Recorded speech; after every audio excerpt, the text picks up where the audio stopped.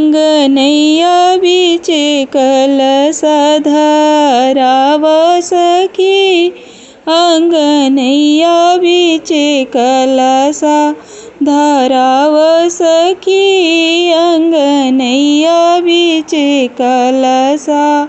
कलसा धराव तले जइया रोपाव हो, कलसा धराव तले जइया रोपाव हो। जइया की जलवे पटाव सखी, अंगनैया बीचे कलसा धराव सखी, अंगनैया बीचे कलसा। जे मैया के जइया के रोज पटइहे राम, जे मैया के जइया के रोज पटइहे राम।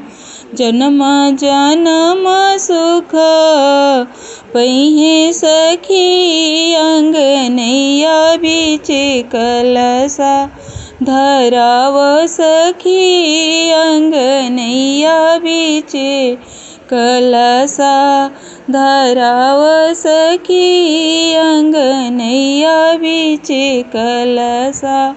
जे मैया के जइया के दूधवे पटइहे राम, जे मैया के जइया के पंचामृत से पटइहे राम, जे मैया के जइया के पंचामृत से पटइहे राम। अन्न धन सोनावा पइहे सखी, अंगनैया बीचे कलसा धरइहे सखी, अंगनैया बीचे कलसा धराव सखी, अंगनैया बीचे कलसा। जे हमरा मैया के फूलवा चढ़इहे राम, जे मोरा मैया के फूलवा चढ़इहे राम, जे मैया के फूलहारवा पेन्हइहे राम, जे मोरा मैया के हारवा पेन्हइहे राम। गोदी में ललनवा पइहे सखी, अंगनैया बीचे कलसा धराव सखी, अंगनैया बीचे कलसा धराव सखी, अंगनैया बीचे कलसा। जे मोरा मैया के दियावा जरइहे राम, जे मोरा मैया के जोतवा जरइहे राम।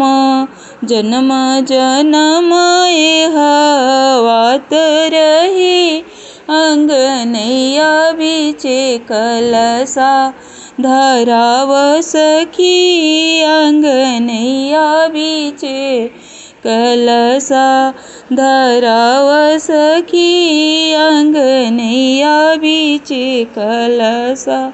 जे मोरा मैया के भोगवा लगइहे राम, जे मोरा मैया के भोगवा लगइहे राम। उहो निरोगी होइहे सखी, अंगनैया बीचे कलसा धराव सखी, अंगनैया बीचे कलसा धराव सखी, अंगनैया बीचे कलसा। जे मोरा मैया के आरती उतरिहे राम, जे मोरा मैया के आरती उतरिहे राम। घर में खुशहाली पइहे सखी, अंगनैया बीचे कलसा धराव सखी, अंगनैया बीचे कलसा। जे मोरा मैया के भजन गई है हो, जे मोरा मैया के भजन गई है हो। उन्हों के जन्म जन्म सुख पइहे सखी, अंगनैया बीचे कलसा धराव सखी, अंगनैया बीचे कलसा धराव सखी, अंगनैया बीचे कलसा। जय माता दी। धन्यवाद।